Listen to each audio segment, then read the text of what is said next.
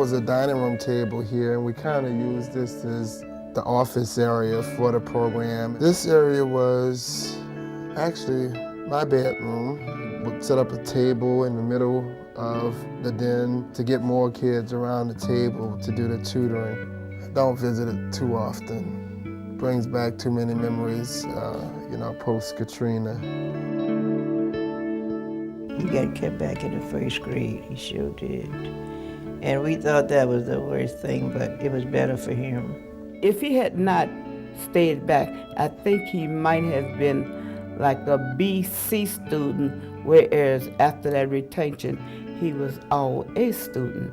So it was a good thing. I had been, exposed to a few life-changing events. The loss of a grandfather, the murder of an uncle. And I can remember in first grade just kind of spending a lot of time daydreaming and not really being able to stay focused because so many things that happened all at once. The time I made it to fourth grade, that I had a teacher who taught a third and fourth grade combination, and she thought to pair up fourth graders with third graders. And during that time, I really became acquainted with my abilities and skills to help others. Let's help one another so that we can all understand, because it makes it better for all of us.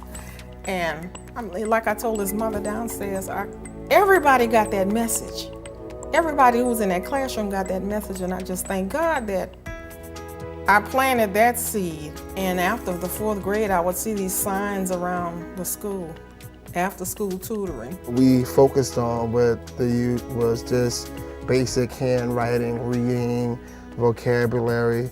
So the program during the summer was just about literacy development, since reading in the first grade was so critical, and that was one of the subjects that I failed in. Since I had so many one-on-one sessions with kids from the neighborhood, that just being able to gather them all and use my summer in a productive way to help as many children as possible. And I had some friends who were also gifted academically who pitched in to help. You know, with us having this program, we was able to allow the kids to learn something this summer, you know, to learn something new that they didn't know, or to help them out with stuff they having problems with in school. You know, a lot of parents didn't even have the education to help their own kids, you know. He had it written out to the T. He designed our lesson plans and designed the curriculum. He had a platform, you know, a structure, you know, at 14, you know, that's real deep. That table was Ashley's desk for the other teacher. I mean, some of the stuff is still here. Just can't believe it's just still here. So, humble beginnings.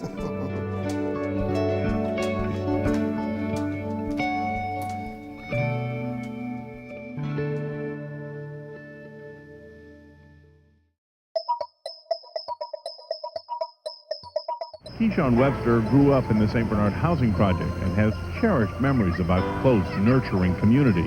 I went to church here, and everyone knew each other. So it was really a family-oriented community. But when he comes back now, he sees how much tougher place for a new generation to grow up in. In my college years, I decided that I wanted to really kind of reestablish the work. The Home for Homework program started as an initiative to give back to his community in the St. Bernard housing development. Kyshun was a resident when he was a young boy. Being in that community in particular had meaning for me because my family had lived there for about 20 years prior to us relocating. Before we knew it, he had Home for Homework up and running. He had obtained one of the units in the St. Bernard project. He had obtained furniture, books, bean bags, sofas, bookcases, and had students who voluntarily went to tutor those students. So it was a true initiative of service that was brought to the Division of Education. I wanted to look like home, a home that some of the kids involved in the program may not have to do their homework in. It's a holistic program. It would involve the parents as well as the children.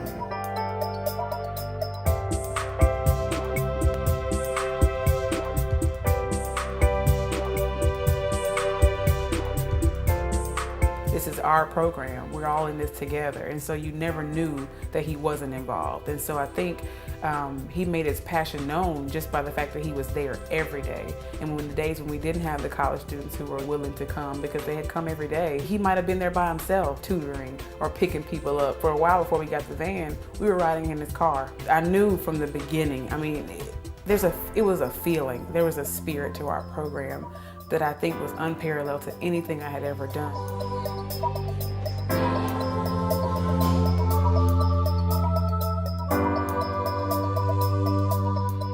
In the moments after Katrina, we came to the conclusion that we could just die and go away as an organization, or we could use the devastation as an opportunity to really elevate the work, the commitment, and the resiliency of an organization that had gone through and experienced some of the same challenges that most victims of Katrina experienced. We lost our offices, our staff were displaced, and it really kind of brought some of the growth of the organization to a halt for a period of time, which we did not know what the future of the organization would look like.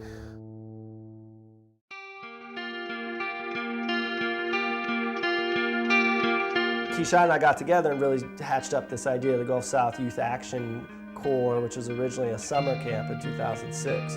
So a lot of Operation Reach's kind of rebirth after the storm was focused on how do we engage our resources and partnerships and what we do best in helping restore youth programs after the disaster.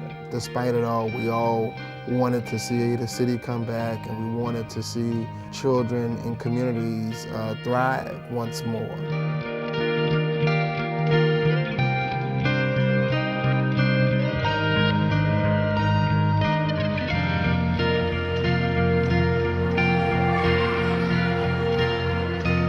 I believe these programs are vitally important because as a college graduate, I wouldn't be where I am without these summer enrichment programs. My mom always said that an idle mind is a devil's workshop, so being able to interact with people my age and learn something over the summers during those years when I'm most impressionable really benefited me in the long run. Part of our role is to help, put forth our young people and hold up what's possible.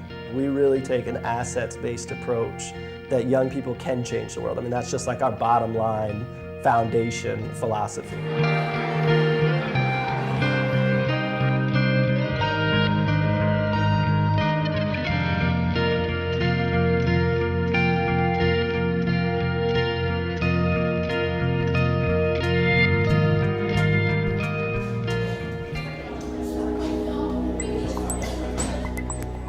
Engage, Empower, Inspire is kind of our bottom line philosophy, and we've actually developed it into a part of our training that we do for our staff and our Gulf South Youth Action Corps members. And that's really fundamentally who we are, and it's actually our approach to engaging youth as leaders. Give them skills, get them thinking about issues, and that's all part of the empowerment, and then have them take actions that inspire a broader community and inspire what's possible.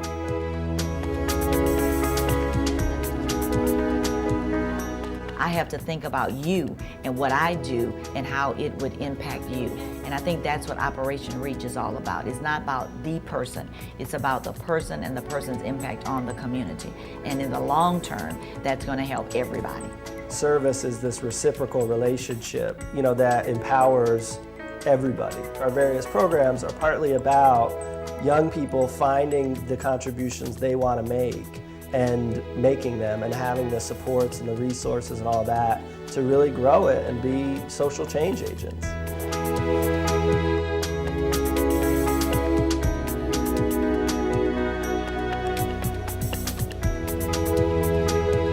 So Operation Reach has created what we call a Cradle to Careers pipeline, which is kind of an alternative for many low-income African-American students, what is termed the Cradle to Prison pipeline. So the Cradle Careers really starts with the Knowledge Garden Child Development Center. A lot of the problems that come with public schools come from the fact that children are expected to learn different concepts once they're in kindergarten.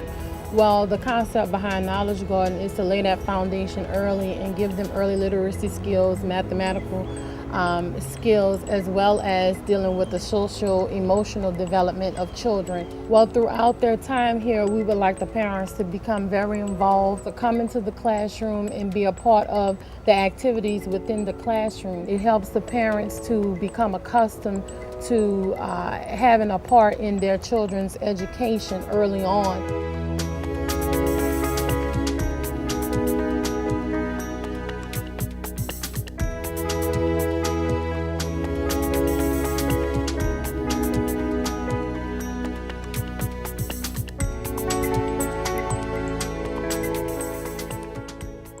And on the count of 8, which is the number of new beginnings, the ribbon will be cut and we proceed with business to serve this community and region. So let's start counting.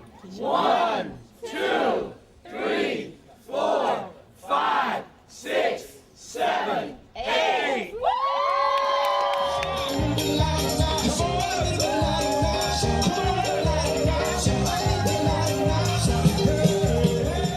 10 years ago as a college student, endeavoring just to do good, I never knew that we would be where we are today. But I'm just right now really proud of what the organization has produced over the last 10 years. I have faith in God and believe that, you know, the next 10 years will be promising and that we will be in places where we can continue to expand upon the mission and reach as many children as possible. I think the most important thing is that Operation Reach has managed to create a national image and has been able to garner national resources. So the fact that Operation Reach has been able to bring enough resources together and focused on young people and education for young people is very important. Operation Reach really typifies innovative ideas, real social entrepreneurship among people who have been vested in New Orleans over a period of time, blending with new people who've come to New Orleans who have a similar interest. And it shows real, for lack of a better word, capacity. Help reshape the civic culture here to be able to embrace new people, new ideas that can really change the way public systems work. I think that's their biggest gift. As this organization grows, you know, we're going to be very much a national organization, probably be doing international work within the next 5 years focused on youth. You know, to be honest with you, where we're going to be in 5 years, I don't think we've fully dreamed of yet. And sometimes you can't see the next hill until you get up the first one, and I think our work is a lot of that. And sometimes you get to a really high hill and you can see for miles. I think sometimes Kyshun's the one that's at the top of the hill more so than others as the real visionary behind the organization. But I think, you know, the sky's the limit, and I can't wait to see where we're going to be.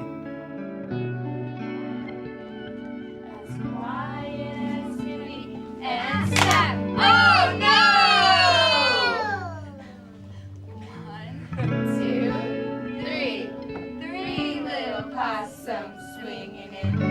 This urban area needs everything that Operation Reach is doing. This is what makes life livable in this city, and we need that. We need a quality of life, and Operation Reach is going to do a whole lot to embellish and to lift up the quality of life of the citizenry. We ain't there yet. We've got miles to go before we sleep. Just know that the work will continue, and we can't stop now.